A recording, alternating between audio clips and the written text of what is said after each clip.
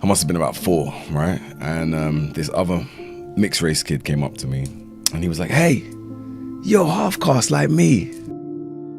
And I was like, "What?" He was like, "Yeah, you're half caste." And I was like, "Oh, I'm half caste." All of the nerves in my wrist, my artery popped out of my wrist, and like blood went everywhere. I lost like 2 pints of blood. One of the guys was like, "Right, I'm gonna kill him." All the questions I was asking, I was also struggling with like, what is reality? Like I was at this crazy crunch point. Hello everybody, welcome back to Roots to Roots. This is the show where we really get to explore what we can learn about ourselves, our identity, and what we're really driven to achieve through understanding the stories of those that came before us. And through that, we get to see how our perspective of modern culture really influences the purpose that we hold. Today's guest is a perfect example of what this podcast stands for. He is someone with a deep understanding of history, and I cannot wait to dive into his story. So Nuakai, welcome. Thank you. How's it going? There's this quote, which I know you pulled from somewhere, but the way you delivered it really stood out to me. So you're saying that a person without knowledge of their own history is like a tree without roots. What is your understanding of your roots?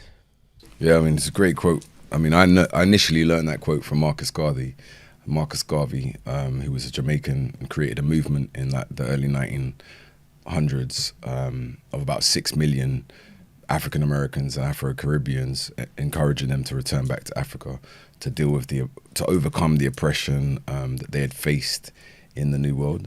And I think the quote specifically is more like, a people without knowledge of their history is like a tree without roots. And really, I really resonated with that so much, because I think for me, I'm of mixed heritage. My father is Jamaican and my mother's British. And on my Jamaican side, we're made up of many different African tribes, the indigenous Arawak or Tano peoples, and then also potentially aspects of Europeans as well in Jamaica. And then on my mother's side, my family's made up of English people, what's also mixed with Scottish and some Irish.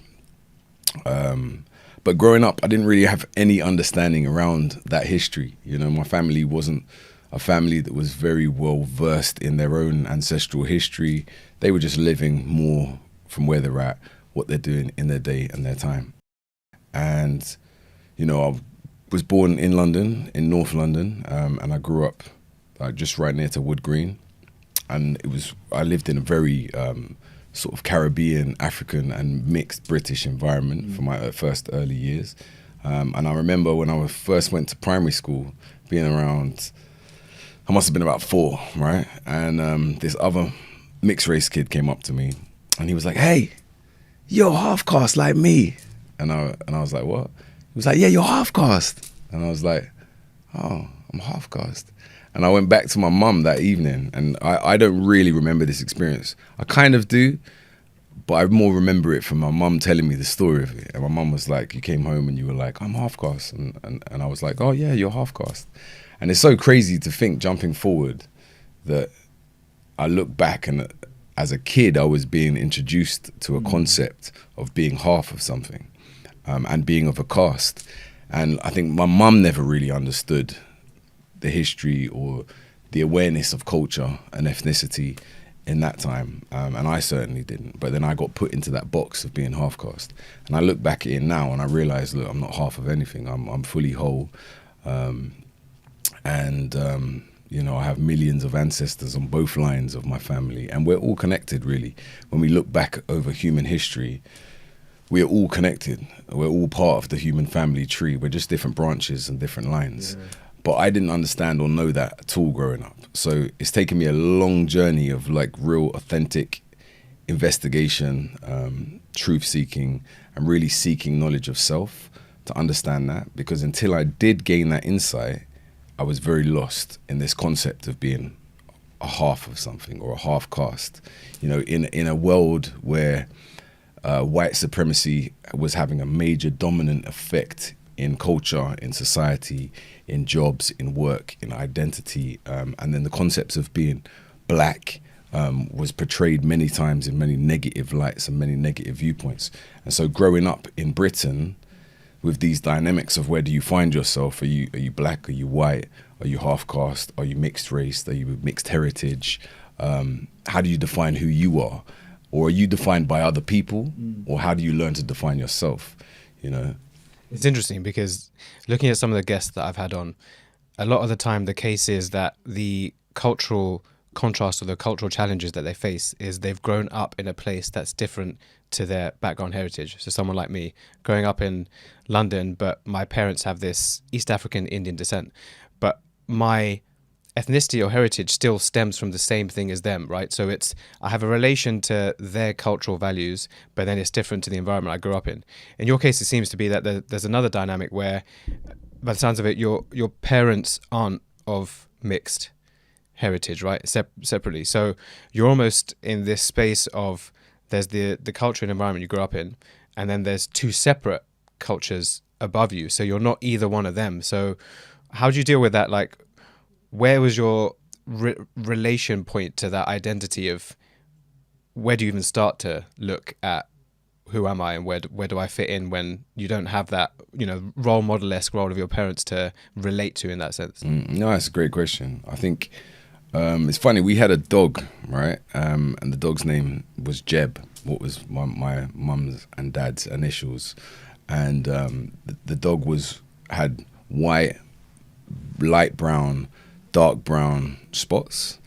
And it was so funny because, like, as a kid, I really observed the dog and identified the different complexions of my mum and my dad and me, because we all three were different complexions, you know, like my dad was dark brown, I was light brown, and my mum wasn't white, but she was much more light, you know. Like, I don't believe in the concepts of white. There's not white people, there's not black people, right? You know, there's different shades of people, from like a very light hue to a very dark hue, right?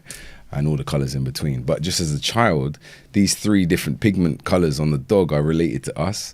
And, you know, we had Greek neighbors, we had African neighbors, we had British neighbors, we had Caribbean, Jamaican, Trinidadian neighbors, right? So, you know, when I went to school, again, in London, it was very multicultural. And I think growing up for me as a kid, as a child, I didn't really see these sort of color bars as much, right? You know, I experienced a lot of love from my family. There was a lot of social dynamics, issues going on between my parents. You know, they both had very different cultures they grew up in.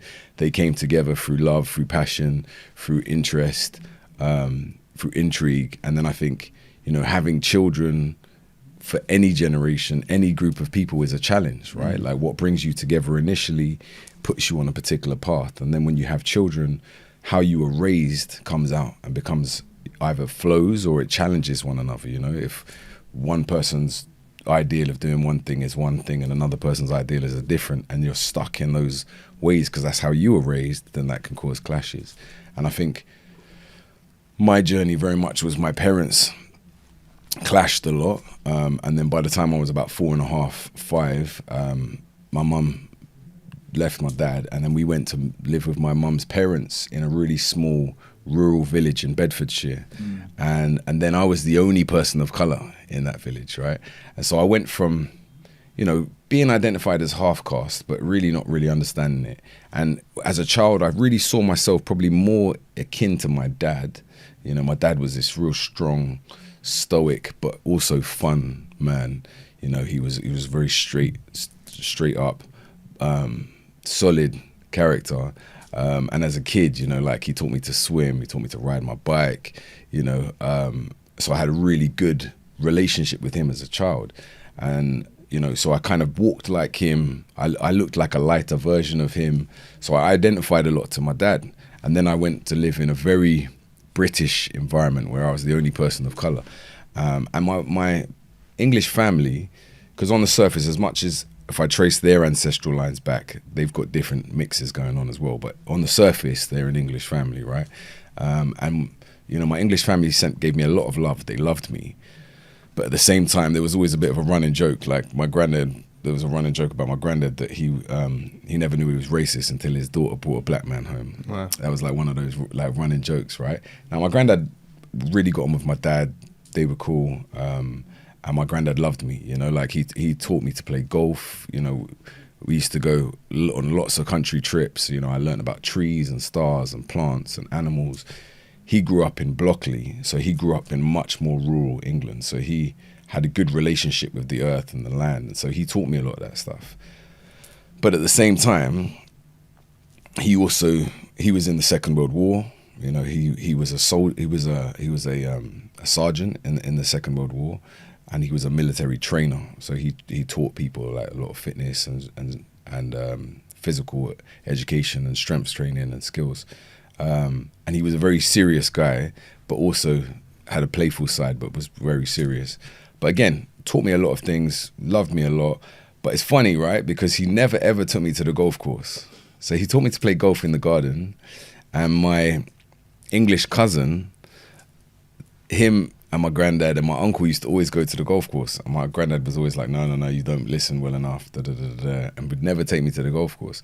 So it's not until I was like in my 20s and I watched the Tiger Woods biography, and I was like, wow, golf courses were really racist environments, man. Like, wow. And so actually, that was why he never took me. And so as much as my granddad loved me, he didn't really necessarily know what I could achieve in society, and didn't really understand the dynamics that I was struggling with, right? And I think actually my English family didn't really understand or identify properly the racial issues and dynamics that were happening to me as a child, right?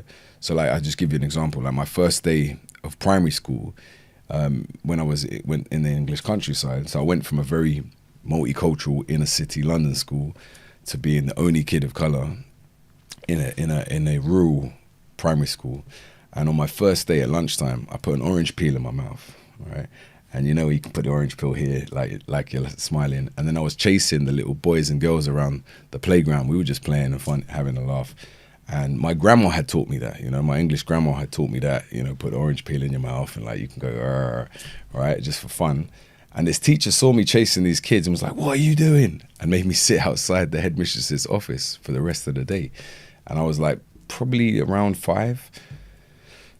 And that was the sort of stuff that began to happen regularly. Now, when I look back on that, a child chasing other children at lunchtime, there's nothing wrong with that. I wasn't doing anything wrong. But really, the dynamic was a English teacher saw a child of colour chasing English children around the playground and didn't like that. It was almost like a dissonance of like an understanding of what's happening. Yeah, and so from a young age, I started to get labelled a lot from that perspective. You know, just my presence was a problem in a lot of environments because of the racial dynamics that was going on in society at that time.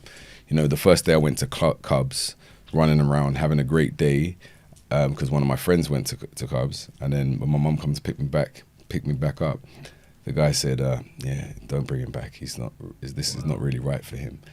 And my mum just was like, oh, really? So, and they often used to just link it to my behavior. Yeah.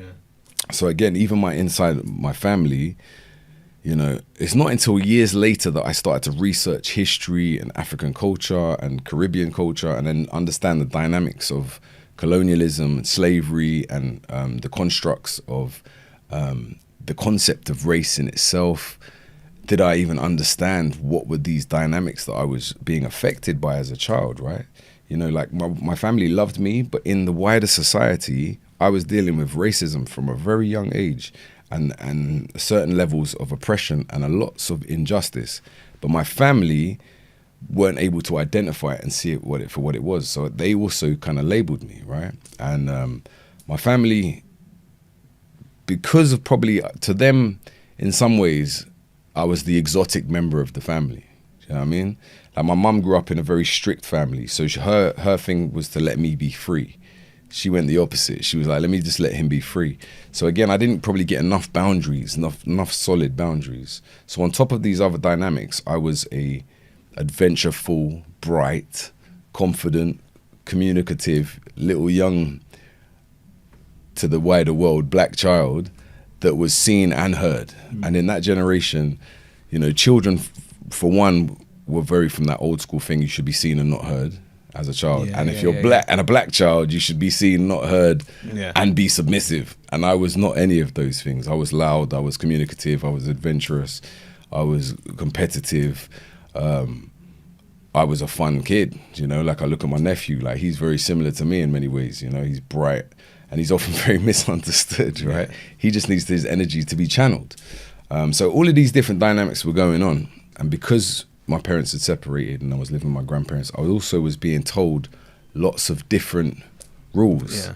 You know, everyone had different opinions. So as a young age, I started to think, I don't really know which adult to listen to, you know, because I'm getting so many different perspectives. And then when I got sent to boarding school, I went to quite a well-to-do boarding school in Gloucestershire. And it was a very harsh boarding school, you know. I remember I was jumping up and down on the bed the first day I got there, like excited. I was in a new place. I was ready for the adventure. And this teacher came in called Mr. Wolf, grabbed me by the scruff of my neck, threw me into the bedpost and went, "Don't ever jump on your bed. Wow. You're not at home anymore, boy." Yeah. And walked out, and I remember being like, oh dear, I don't know where I've been left here. Like, this is not feeling like a safe environment. And you know what, just part of my life story is I spent nearly a year at that school, experienced a lot of bullying, a lot of fighting, a lot of racism from older children, teachers, and then kids in my year used to try and call me, like, you know, gollywog and black magic and like the N-word and things like that. And I was never totally passive, so I would always, you know, run my mouth back or call them names back, and then I would often get beaten up by the older kids, or I'd try and escape.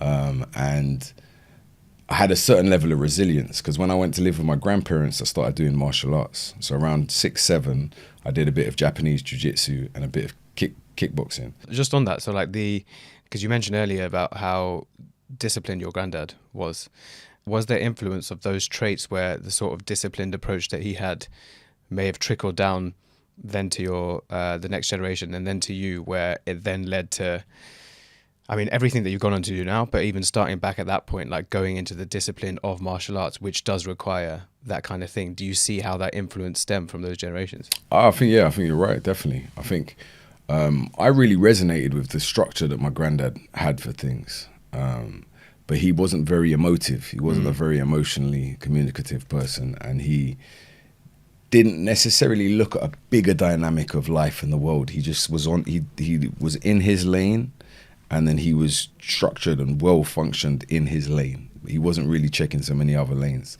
and I didn't totally fit in his lane. You know, I learned from lots of aspects of his lane, but in his eyes, and probably in my eyes, I didn't really know how to fit in his lane. It's quite funny because, again, I didn't really understand or know properly until years later that he was like a personal trainer in the army and he became a sergeant, right? Because then years later I became a martial arts personal trainer and I teach martial arts, right? It's funny. So it's like these things are often innately within us and they pass down, whether you have been consciously taught about it or you've just found it yourself, you know, like you've got these innate skills that have kind of like been dormant in your DNA that you just reawaken if you want to. And even the curiosity that you mentioned, that you were, I mean, it's so clear that you have this curiosity to explore your heritage and where that came from.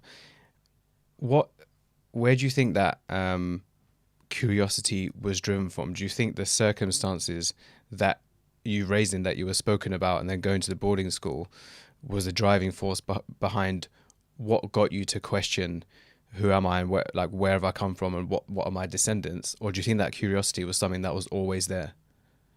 Yeah, I guess, good question. I mean, simple answer is I think I've always been a curious spirit, right? I've always been a questioner. You know, that's kind of how I learned. You know, I look at the plant and I'll be like, wow, like why does it leaves open like that? And why is there that pattern in the leaves? You know, I would always just be curious. And in the countryside, I just loved nature. You know, like I was a bit like a cross between Tarzan and David Attenborough, right? I like that. Yeah. You know, like some people bust joke and say, you know, I'm like Blackenborough, right? Because I've always been fascinated by, you know, frogs, newts, all kinds of animals, insects, plants. And what's really cool now is like I've got 2 daughters, and my oldest one already off of her own back is just loves the natural world.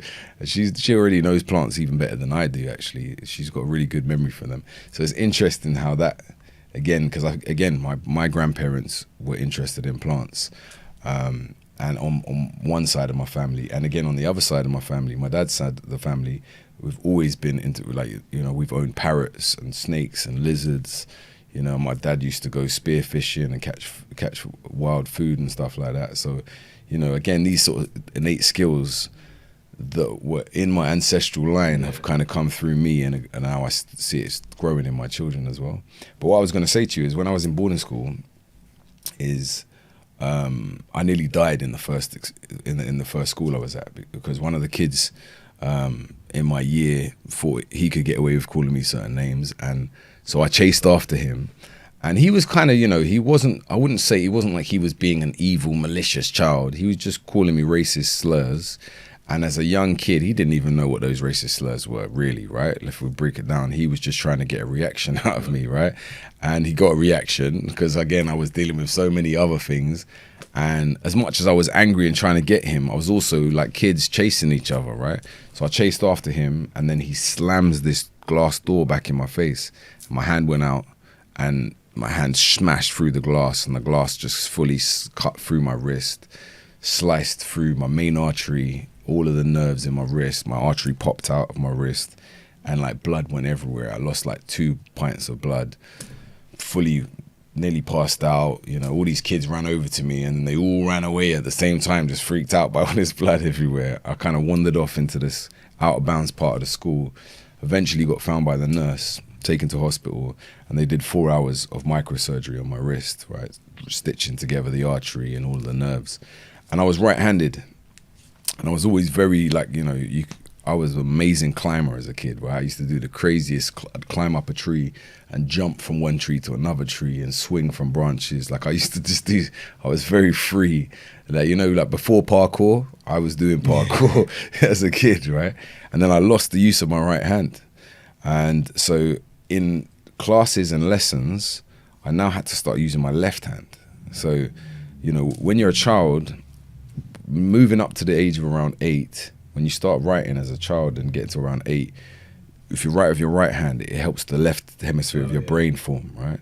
If you write with your left hand, it helps more of the right hemisphere of the brain form, right? And I know there's different perspectives about the left and the right hemisphere of the brain. But again, at around 8, I then lost the use of my right hand when I just started to get more comfortable writing. Now I had to write with my left hand, so I couldn't keep up in the class. So it was much harder to work. I was mildly dyslexic at the time anyway, and then now I couldn't write and keep up. And then I didn't get the right support for physio, and then I didn't get the right support in classes. And then my mum obviously thought it wasn't safe for me to stay in that school, nearly died. So I went to a different school, and I basically I got kicked out of that school for something that was nothing to do with me again. Then I went to another school, got kicked out of that school for being more misunderstood. And then I went to a referral unit school. My mum moved to the countryside at this point. She had been working on a high-end job as a recruitment manager in London. And then she lost her job and moved to Glastonbury. And then she became a born-again Christian, right? And just as an interesting arc of my journey, because I'd always been, like I said, I'd always been a questioner, and I'd always been loving adventure. Like, I was always very adventurous and into nature. And I can remember sitting on the floor when I must have been about 7 or 8, and listening to my stomach, listening to my inner self, and thinking, how do I create silence in meditation? And then got distracted and was running off. But I always remember this. So even as a kid, I was always questioning things.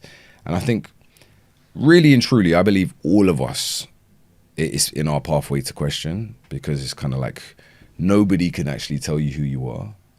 You can only ever discover who you are from looking within yourself. And if anyone else tells you who you are, it's just a label that you've been given by somebody else. And also, you look at children, right? Children love to ask questions, right?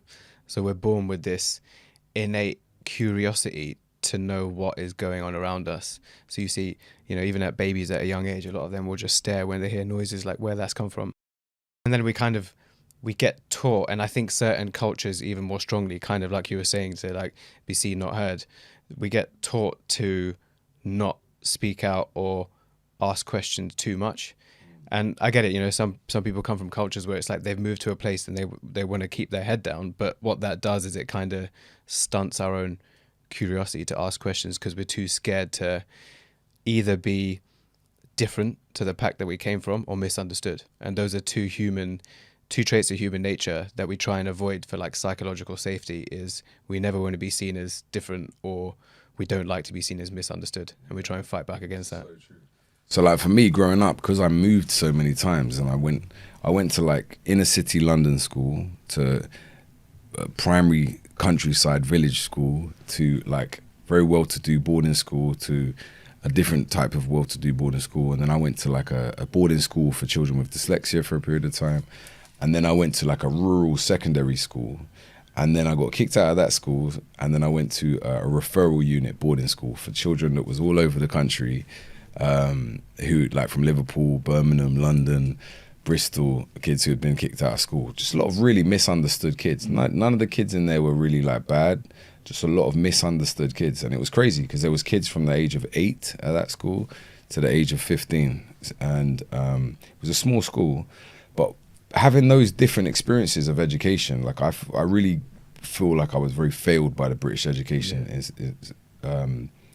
institution, right? But what was interesting is I experienced lots of different windows of it, right? And like, you know, city, country, private, public, referral unit. And like, you know, I really felt like the private schools gave more structure around how to process information. The public schools gave more, this is what you should think, this is how you should think. Right. And as a questioner in classes, I was so passionate to learn. And if you look through the rest of my life, I've just been on a journey of learning, right? So I think to myself, I was very misunderstood as a kid because I wanted to learn. I was so passionate to learn. And I would ask a lot of questions, and I'd get in trouble all the time by teachers saying, that's off the curriculum. But I was like, no, but if you explain to me about what's happening here relates to what's happening there, and actually did that information link to this information? Like I'm trying to bring together. Yeah, put this jigsaw puzzle of reality together, right? And often I would go off the curriculum. So I'd often get in trouble for asking too many questions. And because I eventually went back to using my right hand, but I became ambidextrous, and then using my right hand, I still was not moving as fast as other kids. So, you know, one of the ways that I learned quicker rather than writing was through communication, through asking questions, and I would absorb information and store information. But moving around, so I experienced these different education systems, and then the referral unit school I went to was not about teaching children anything. It was really just about entertaining them, distracting them until they leave. And most kids that have gone to a referral unit are going to leave school with very little self-awareness, very little education, and are more likely going to fall into the wrong tracks of life, especially because a lot of those kids are bright kids who have been misunderstood. And if you're bright and misunderstood and not very well educated in society, chances are you're probably going to turn to criminality at some stage. And my journey, again, I know I'm jumping around a little bit as a non-linear story, but you know, my journey, as my mum became born again Christian in Glastonbury. Glastonbury is like a new age, mystical, spiritual part of Britain, right? And so my mum became Christian there before she was probably a bit more new age. So I was always having these sort of more expansive internal dialogues. You know, I always believed that there was something beyond just the physical, right? I always believed in God. I just didn't have a name for God, and I just didn't really have a structure for it. And my mum became Christian, and I tried to really take it on, but it just always gave me more questions. I was like, I don't really get, if that's that, why does that like that? And if that's that, why is that like that? Do you think that's more common of the generation we're coming into now, where maybe the last couple, and again, going back to that point of a lot of, especially in my example, a lot of my previous generations people, they did move country for a lot of the time for setting up a better life. But as part of that, that also meant, okay, we're stepping into a new culture, a new zone, a new bunch of people that are not us. So we're outsiders. So let's not kick up a fuss about stuff. And part of that, going back to that thing about not asking questions, is, do you find that that generation weren't asking as many of these questions that you're kind of asking now? Definitely. I think that generation very much tried to integrate as much as possible. And I think it is really challenging if you come from somewhere else and you go to another place. How do you keep your culture and also learn to respect, embrace, and share with the new culture, right? I think it's a big challenge. So a lot of times people come to a new place and they fully let go of like their culture and take on this new culture and then become something that is not necessarily their essence anymore, you know, not necessarily, they've lost, you know, especially if you stop speaking your language, you've lost like part of the color of your journey, you know. And I, you know, even now looking at us as human beings, right, like our different hair, eye shapes, skin tones, facial features, really it gives us a picture of the migrational patterns that our ancestors have been on the earth. And our languages we speak, right, it's like the color of how we can express our emotions and our thoughts in different ways. You know, I speak English relatively well, right, and I speak a little bit of other languages, right, and whenever I travel I try to take on different languages and learn different aspects of different culture, and then I utilize these different words in my day-to-day life, right, because I think other languages sometimes have more effective ways of saying stuff, you know. So I try and then bring together different things like that, you know. Like sometimes if I'm saying let's go, let's move on, I might say it in Arabic, it's like yalla, or I might say it in Spanish, vámonos. You know, I like it sometimes more than saying let's go. You know, I like bringing in these other dynamics, you know. It's interesting, you know what, another thing you were saying, it just got me thinking, when you're talking about how our kind of like various facial features, the hair, etc., brings out that kind of history of where our lineage has gone. And it's so true when you think about it. You know, of course, there are the big differences where someone, say, from East Asia is obviously, well, not obviously, but often looks very different to, say, someone from Canada or Alaska.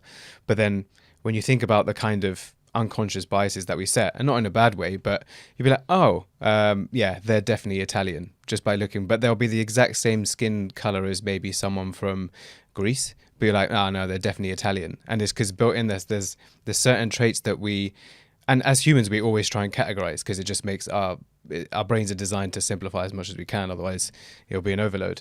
But or even if, you know, I've had where I've told people my background and they're like, oh no way, like you look way more Egyptian or something.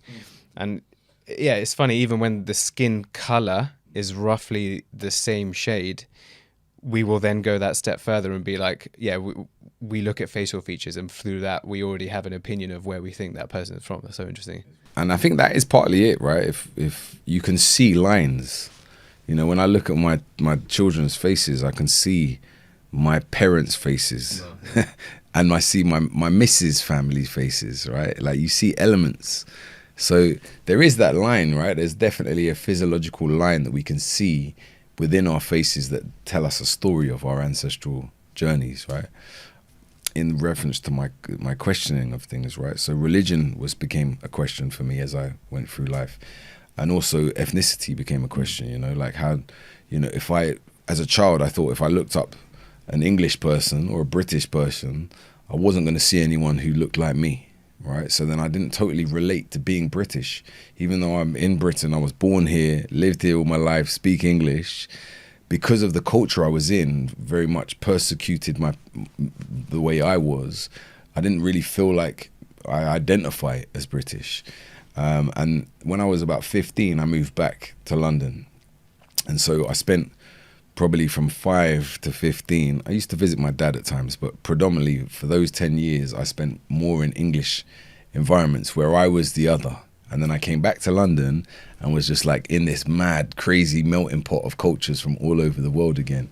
And then in those environments, other black children and mixed race children like myself were like, yo, you're black, but bruv, you don't really know certain things, like what's going on? So because I had moved so much, one of the gifts that I gained from that was the ability to adapt very quickly. So at that stage in my life, I adapted, and what I could see of black culture was predominantly a lot of negative things. So I kind of quickly slipped into hanging out with kids and smoking weed and, you know, chasing girls and trying to be cool, like on a certain level, right? So I tried to fit into this identity that was not being formed by me, but was being formed by music, film, billboards, you know, like there was these different sort of like guiding lights that was forming what I could perceive as black culture. Do you think, looking at the example of you, but also the people that you were hanging around with, what was the mindset? Did that come from a sense of, well, we're not accepted here, there, and this other place, So we're going to take those stereotypes that you've given us and I'm going to go all in on it. Do you think it came from almost a, I don't want to say spite, but like, okay, I'll show you what it means to be the stereotypes you're saying? Or do you think it just came from the sense of like, well, this is the only place I can turn to? Yeah, I think it's even more, it's more unconscious, like you said. I think it's more unconscious. It's kind of like, this is how you're meant to be. And then people just tend to follow, right? People follow. If you haven't grown up with a strong family who instill education, values, principles, self-awareness, history, spiritual awareness, emotional awareness, intellectual growth, physical mastery, if you're not getting that stuff in the home, chances are you're not going to find it so easily at school. And so what you are going to find is the loud voices that affect the young of whatever nationality, is your musicians, is your films, right? Like, you know, where is there a type of musical culture that promotes violence on on people, right? Like rap has become a window that promotes that, right? And I think, so for me, when you look at the essence of rap, yeah, it's rhythm and poetry, right? Yeah. This goes back to the ancients, know that? Yeah. Right? It goes back to the ancients sitting around the fire and just rapping, making poems about the beauty of the day, right? And you know, we can trace that all the way back to ancient Africa, where people would say poems about nature, about love, about, you know, history and culture. But see, rap got taken over by corporate capitalists, and then what they began to do with it in America is they started to form it into promote materialism, male chauvinistic behavior, like destructive black on black crime. Like they promoted these ghettoized concepts, right? Things that like invoke emotion. It's kind of like how news publishing went from being an objective source of information to when it became capitalist, it was like, well, we now need to take a side because that's what generates attention amongst viewers, because now they're going to pay for this source, right? And like the more it's easier to generate, or it's more powerful to generate negative emotions in people than positive, and that's why you get, you know, that's why the tabloid does so well, right? Because it's kind of, it ignites this either fear, anger, danger, whatever it is. That's the, yeah, I think it fits into the same thing. Like if it brings this out on people, people pay more attention to it. Totally. And I think, you know, from my years of questioning, right, is that we're all multidimensional beings of energy, pure energy. We're physiologically related and we're spiritually all connected. You know, we're part of the divine consciousness of the universe. We're individual drops within the ocean of that consciousness, and we're also a manifestation of the great ocean, right? I love that. But within that, there's so many different ways we can identify. You can identify as the body. You can identify as your emotions. You could identify as the mind, or you could identify as your essence or spirit. I mean, nowadays people identify as anything, but now there's a whole load of new variations of identification, right? But what I was going to say is this: on this plane right now, is there's lots of chess games going on. There's financial chess games going on. There's border chess games going on, right? There's tech chess games going on. And when I say games, it's like there's people who are playing games to win. And if you don't realize you're playing a game, you've already lost. And so if somebody can make you a non-player, then they've won the game, right? So we live in a society that is based on rules, but most of us have never really been taught the rules, right? So how can you play the game properly if you've never been taught the rules? So on so many layers, on so many levels, I think no matter what your ethnicity is, whether you're male or female, where you're coming from, is knowledge of self is fundamental to discover who you are, so that you know that you're playing the game that you came to play. Because we're all the heroes of our own journey, right? And we're here to share and collectively work together, but we are the hero of our own journey. No one can define you but you define yourself. You were born with skills and gifts, strengths and weaknesses within you. You have to learn how to utilize your strengths, how to heal your weaknesses, and then live by your own meaning and purpose, right? And what is your own meaning and purpose? And your meaning and purpose is, how do you serve the collective? And how do we grow together, right? But only you can find that out inside yourself. If somebody else tells you who you are, somebody else limits your perspective of what you can achieve, tells you that you are this race or this gender or this type of person, or you are defined because of the job you do, you're going to always be limited by somebody else's perspective. And like I said, we're playing in games of chess. So if somebody else has defined your piece, then you're never going to manifest your own higher qualities and your own gifts. Someone else is moving you, right? And I went through this journey. So like in my teens and my late 20s, I kind of fell into these negative box identities around black culture, you know. And again, like I went to college, took a business administration course in college because I was like, yep, I want to do business. I want to make money. I want to grow a successful business. But I couldn't read and write very well because my schooling had been so messed up. Like if I'd had the right support, I should have gone and studied anthropology, sociology, history, and probably performing arts, because they would have related to my long-term life journey, right? They would have been those were my passions. But I didn't understand my passions at that age. And I was just in my intellect of like my ego head of like, yo, I want to make money. That's going to give me purpose, right? So I tried to do that. Didn't really like it. Spent more time hanging out in the common room, playing blackjack and playing pool and table tennis, right? But wasn't doing anything up to no good. I got kicked out of college for suspicion of selling weed, right? I wasn't even selling weed. Some of the people I knew were, but I wasn't. So got kicked out of college. So it's like now I've really been put onto these odd tracks. So I started doing some like work. So I did like sales jobs and stuff like that. And then some of my other friends who were selling weed were like, bro, you may as well come and do this. So I fell into that path, right?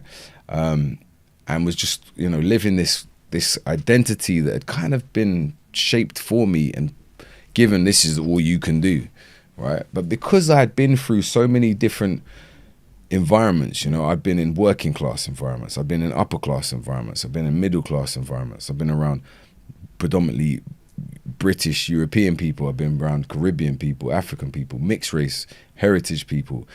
I wasn't stuck in that was all I knew, you know. And so after a period of time, through different enlightening, challenging, life-changing circumstances, I had certain awakenings that kind of made me realize, hold on, I'm more than this. This is not my path. And then I went on this journey of really seeking knowledge of self. And my journey of knowledge of self was a manifestation of my physical martial arts training that's always given me this backbone, it's given me identity, it's given me strength of character. It's taught me how to grow and develop through hard work and ethic. And then I went on this deep journey of like studying history and culture. And when I started studying Caribbean and African history, I was like, what? None of this is ever taught in the mainstream. I didn't know African civilization was more advanced than European civilization if we go back to the medieval age. I didn't have any clue about colonialism or imperialism, right, or the British Empire. And so I started to study all of this history. You know, I spent a lot of time reading psychology as well. And I took myself to internal therapy, right? Like I read some Tony Robbins books, Unlimited Power, one that he wrote with an African-American guy called Joseph McLennan. And that really helped me start to reform the way I use my brain, right? And I learned a lot of NLP, what was like neuro-linguistic programming, learning to kind of have more of a positive outlook, learning how to not be a victim of my circumstances, how to learn from my circumstances. And I really got deep into life coaching and studying history. And then my life kind of took a whole new path. I kind of gave up the pursuit of trying to just make money and get a job. And I became really passionate about connecting to my soul, connecting to my essence. Like, what was I really about? Why was I here? Who are we as human beings, right?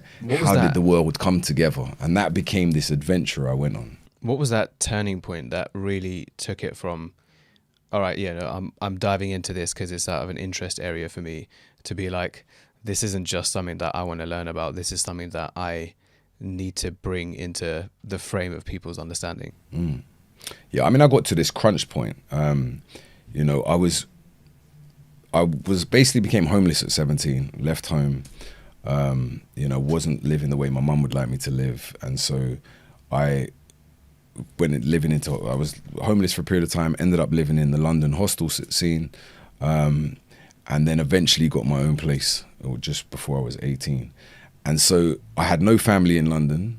And so the only people I was really around was people that were similar to me, who were coming from traumatized backgrounds, misunderstood, struggling with different things, and a lot of people who were into criminality and stuff like that.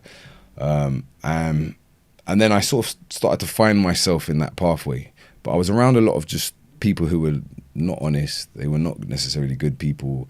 They and just a lot of bad vibes going on. It was also very glamorous because I was around also people who were whose family owned restaurants and stuff like that. And so like some of the people I used to hang out with were like just they loved taking drugs and partying, and then some of the other people I was with liked providing drugs, right? And collecting money that hadn't been done, right? So I was in this weird world of like show business and entertainment and drugs and crime and criminality, right?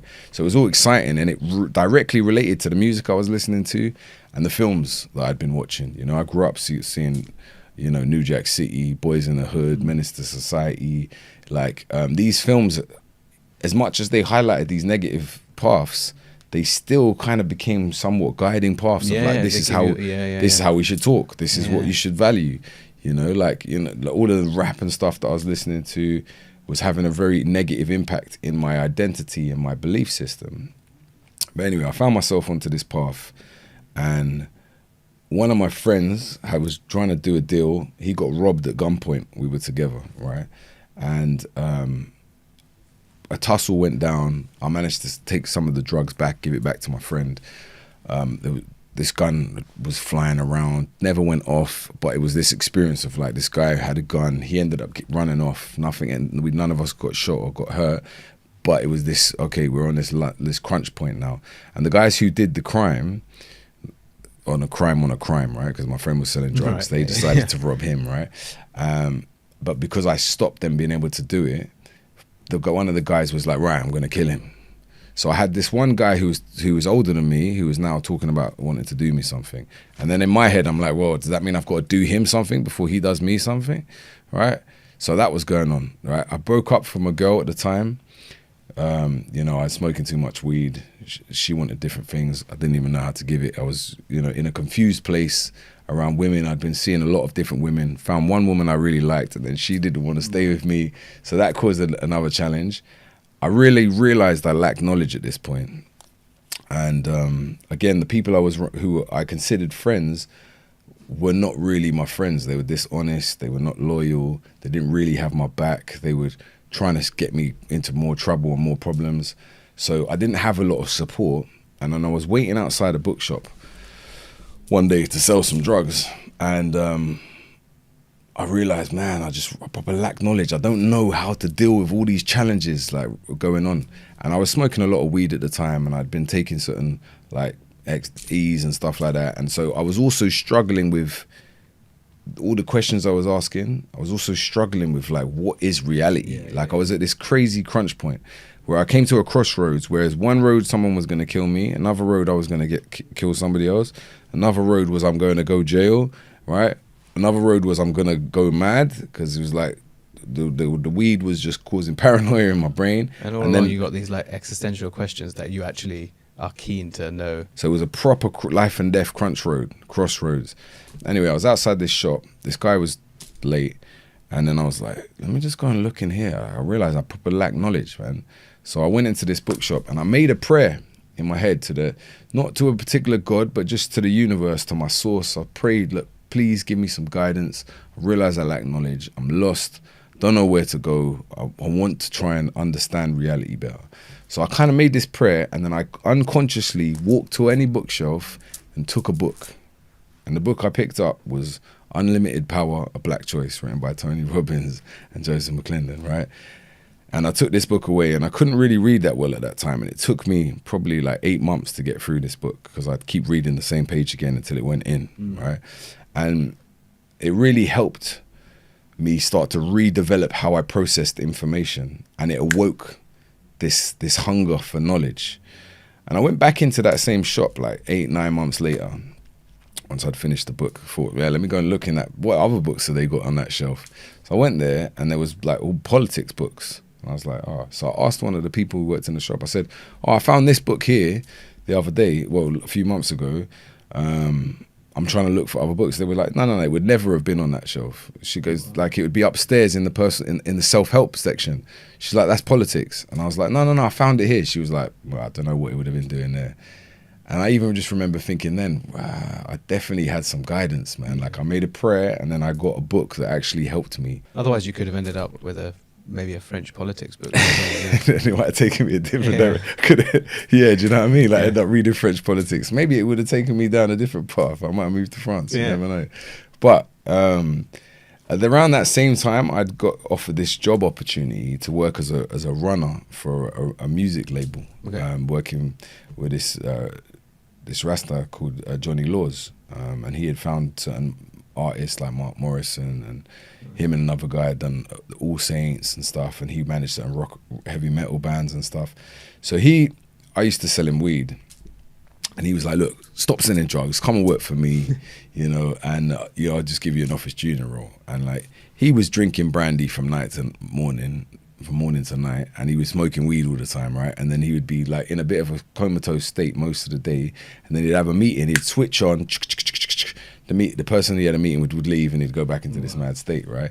And like, he didn't actually actively teach me his stuff and show me a different path, but what he did do is he gave me this space as a young man in my early 20s. He gave me a space for me to get up early every morning, to come, I'd clean the office, I'd go and do his run-ins, and then sitting in this office, often just twiddling my thumbs, being like, what do I even do here? I found this next book, and this next book was called Slaves That Abolished Slavery, and it was about the 100-year war between the British and the Maroons, and Africans who like indigenous Caribbeans, indigenous Jamaicans, and Africans who had refused to be enslaved and who had escaped, and then had created a free community in Jamaica. And it was this story about how the British kept trying to capture them, and then these Maroons would use guerrilla warfare and just wipe them out. And it was like letters written back to the governor being like, we need more troops because these guys are just not submitting, we want to catch them. And then I started to realize, oh my gosh, a lot of what I've been struggling with in my life directly relates to certain people who have been trying to oppress me because of the history that I'm connected to. I didn't know any of this story, right? But it was affecting my day-to-day life. And I didn't even realize at that time that my grandma's family line that we're Maroons, right? So I didn't even realize that I was reading about my own family history, my own story. And then that again just started to awaken this knowledge and this thirst and hunger to learn about African history and Caribbean history.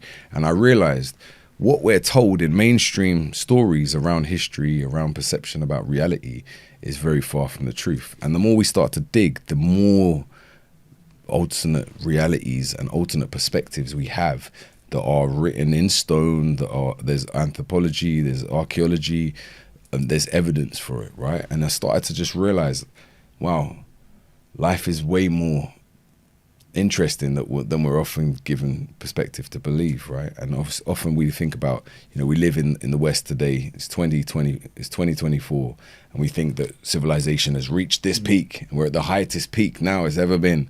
But actually, when you look, if you step off the colonial Eurocentric wagon and you look at the broad spectrum of human history, they say that we've been on Earth for roughly 200,000 to 300,000 years.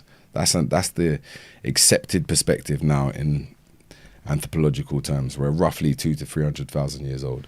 I would theorize that we're probably even older than that. We just haven't found certain evidence to fully back it well enough yet. And 200,000 to 300,000 years of history, humans have been on Earth, and civilizations have peaked and crashed, peaked and crashed, peaked and crashed. We're encouraged to believe that, we were all hunter-gatherers and we just lived wildly free naturally off the earth until, 5,000 to 10,000 years ago. And then certain people started farming and then civilization birthed from that.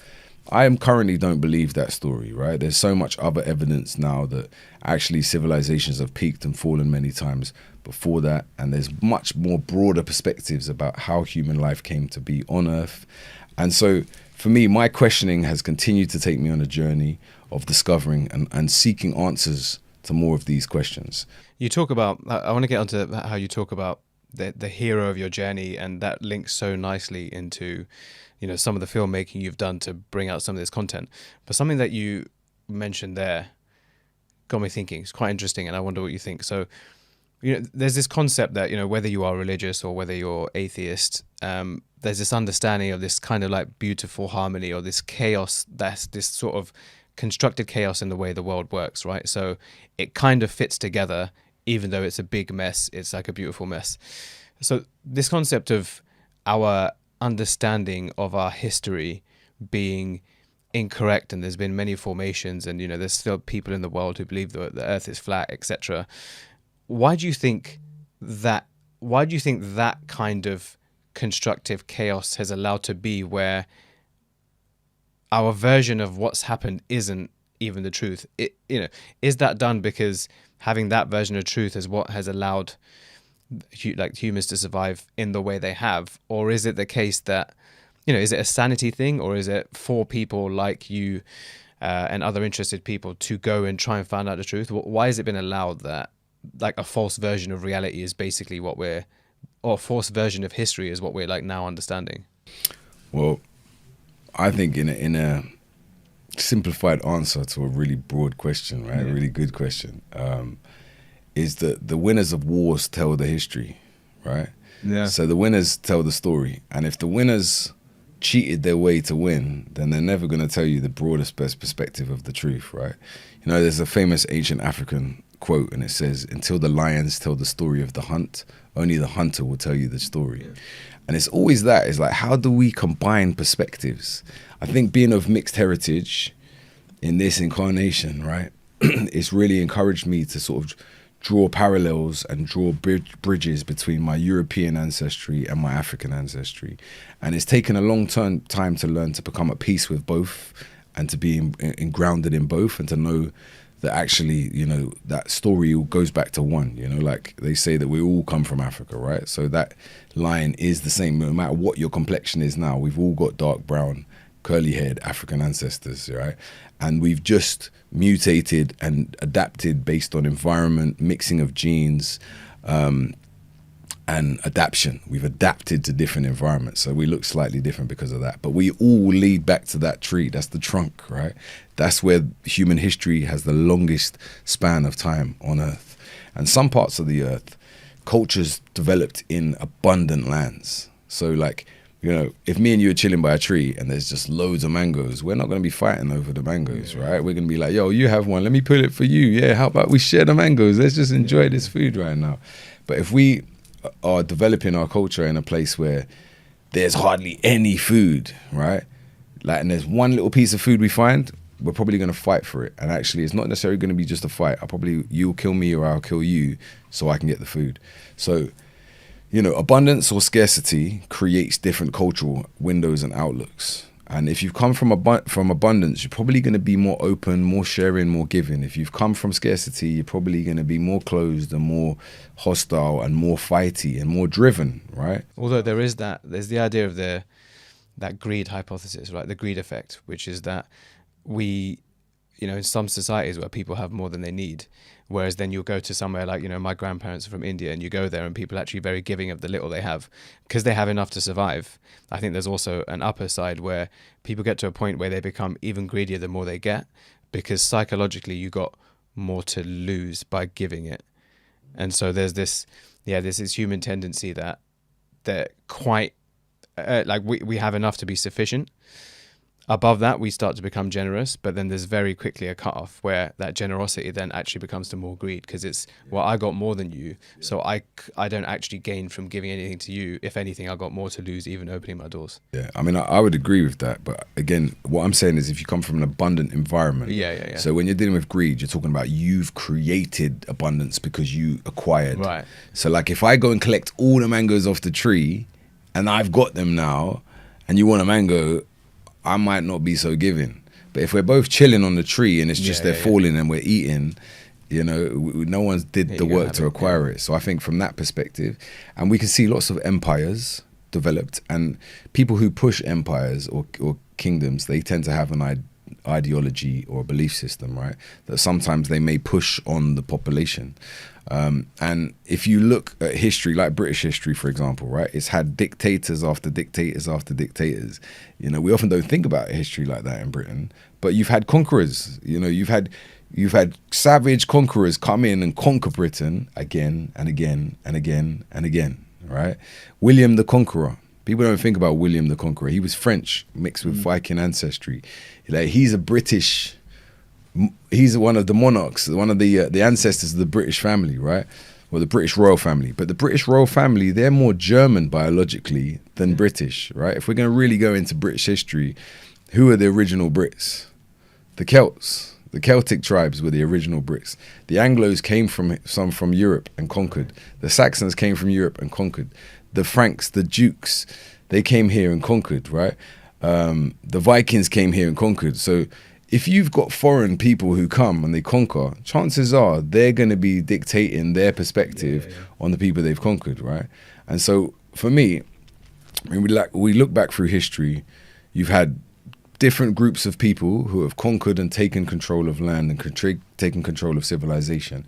And the best way to maintain power is to set the parameters. We go back to the game I was talking about earlier, right? If you set the parameters for the game and you're the only one that knows the rules, chances are you're going to win. If you set the parameters for the game and somebody else knows the rules, but you set the parameters, chances are you're going to win. If you set the parameters for the rules, you both know the rules, you both know the game, but you cheat, chances are you're going to win, right? And unfortunately, because of that greed paradigm you're talking about, you've had people and cultures stem from this greed paradigm, and then they've created worldviews. What's fascinating about today is that we're living in the information age, right? So if we jump back 100 years, the information you could acquire was based on the culture and the people you're around. Maybe the access to libraries or temples, you could find information, but it was very much not open to everyone. Not everyone could get it, right? You might gain new information because a wanderer or a traveler came in and brought new information, right? Now, a kid in the remotest part of Siberia can have an iPhone and have access to history in Africa, Asia, Europe, America, right on his phone. So right now we're in the flux of access to knowledge and information. What we need is to have discernment now, because now there's truth, insanity, fiction, and reality all merged into information online. So we really need to tap into discernment now. How can we all be detectives, right? Realize that reality is not clear. Like even the academics, they don't have all the answers, right? We need to join our minds together, right, and continue questioning and look at what is our collective story. You know, so my journey as a questioner, as a truth seeker, as I started to read these books and I started to discover more history, that led me eventually to start going on journeys to Africa. And I started making films about African history and culture. And then the more I traveled, the more countries I went to, the more questions I would ask, the more elders I would meet, the more ancient sites I would go and visit, the more knowledge I would acquire, the more questions I would have from the answers I've acquired, right? And so I've been to over 40 countries around the world now. There's still lots to learn. There's still lots of more places I want to go and visit. But I'm just slowly continuing to unpick this story, unpick our reality. You know, you have people who are creating products, you know, I could list many, but there's lots of poisonous food products, right? That literally are causing cancer, that is causing you to age quicker, that literally it rots your body from inside out. But people are selling it because it becomes addictive and they make money. And the more they can get you addicted to their products, the more money they make. So these are insipidous. These should not be things that should be encouraged in society, right? We should be looking at how to make things and sell things that are going to uplift people, empower one another, right? And that should learn how to monetize things that are going to empower one another. So again, for me, it's like, how do we really take accountability for our life journey and connect to the essence of who we are? And only each of us individually can do that. Like no one can tell you who you are. You have to go into yourself and really understand your story, understand your ancestral story, understand your own spiritual story, and then be present to the unfolding of your reality. You know, we didn't even get into some of the things that I know that you're working on now. Some of the filmmaking stuff. I know there's some of the books here. If you want to briefly touch on what is that aim with the filmmaking that you've gone into, and even in your writing, and then I'll put the links for people to be able to check it out, and for sure there'll be a part 2. But yeah, you know, what's the big aim next? I've got to this stage in my life where I've kind of begun to bring together the different things I've been doing, right? You know, the filmmaking came out of this quest for knowledge of self. And then the more I would discover, the more I wanted to share, because I realized, like, oh, actually, the more my struggles is a reflection of other people's struggles. You know, whether it becomes down to, like, how do you define identity? What's it about being a man? How is it about respecting women? What about raising children? You know, these have been sort of like the questions that come up for my life, right? Like, I'm a student of life. And so in the films I've made a lot of films that are kind of like telling parts of the ancient story, telling forgotten histories that have been missing from our collective story. And I've done a lot of independent projects. So with the right financial backing, there's lots more stories I want to tell. And now the books I've gone into writing now. So I've written 2 books so far. And I've got a third one that's on the way. But I've written 2 books. The first one is called Achieving Success. And this is like 5 simple steps about how to live your meaning and purpose, and how to turn your passions into a life journey that can be monetized and that can give you joy, happiness, reward, and success, right? But it's 5 simple steps. It's a short, easy to read book, but there's lots of good exercises in it. My next book I've put together is called Decoding Misinformation, How to Find Truth in the Information Age. And this has really come from the journey of researching films, histories and projects, right? It's really also a very timely book because we're now living in the rise of AI and deep fakes, where, you know, you can't believe anything you see online nowadays, right? You really have to have discernment. So whatever you discover, if you find a post that's telling you ice cream is the cure to, you know, short-sightedness, right? And you can see these scientific studies linked to it. Don't just believe what you've seen. Go and follow the trail. Like, which website first promoted that? Was it an ice cream website? Because they were just promoting that to sell their ice cream, right? So actually, you need to follow the trail. Like, who paid for this? Was it only 10 people in the scientific study? Was it only 2 people? Was it thousands of people? Like, you know, you need to go and, how do you have discernment? And this book really encourages each of us to be a detective, to realize that we are all walking libraries of our own experience, how to be aware of what your own perspective is, your own personal biases, cultural biases, how to be a philosopher, to question things in reality, and how to really know the difference between what you're informed of, that could be true or false, what you believe, that really is what you've aligned yourself to, but that could also be true or false, what you know through trial, error, testing, validation, what you intuitively feel. It's very important. Like, what's your gut feeling? How do you learn how to trust and define your insights for your own internal truth-seeking knowledge, right? And for me, it's about really important to how do you know the difference between those different aspects, right?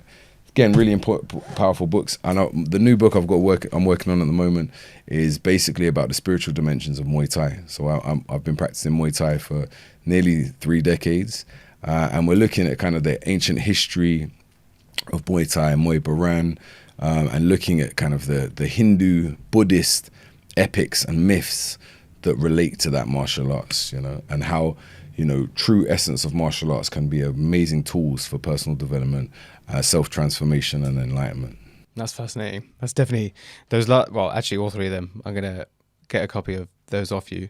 Let me know when the Muay Thai one comes out. I did not do Muay Thai, but I did karate, but I feel like there's a lot of lessons you can learn from that discipline element. And I mean, thank you for just sharing everything that you did, right? I think we've only scratched the surface. We've obviously met before, and I know just how much knowledge you have to share and what people can actually learn from it, right? Because it's not just about, okay, I'm well read. It's kind of like, okay, well, this is something that can get people discerning information and thinking and figuring out who they really are. So always grateful of the time. We have a closing tradition, which is that if you were to write one sentence on a piece of paper that gets passed on to either your own future generation or the future generation as a whole, which they would read and live by, what would that message say? Yeah, it's a good one. So I've got a couple in mind. Let's just see how I freestyle it and let it roll. So in a nutshell, I would say self-knowledge is discovered in every step, not the destination. You know, like the adventure of life is in every step you take. It's not in just the destination, right? So enjoy the journey. You know, you are on a journey throughout your own life. Absorb that knowledge, absorb those experiences, keep learning, and create the life that you've come here to create. Hey guys, thank you so much for tuning into that episode. If you did find that valuable or entertaining or inspiring in any way, then feel free to share it with others. Also, don't forget to hit that like button, not to make me happy, but every time you do that, it increases the scope of this video, and the bigger the scope, the better the quality of the guests and the production that you get. Also, comment on anything that was talked about. Nuakai delivered so much value in the episode. If there's anything you disagree with, agree with, want to expand on, then feel free to comment. I'll make sure to get back to you and pass the message on to him. Apart from that, here's another video for you to check out in case you can't wait till next week. Otherwise, hit that subscribe button if you haven't done so, and I'll see you next time.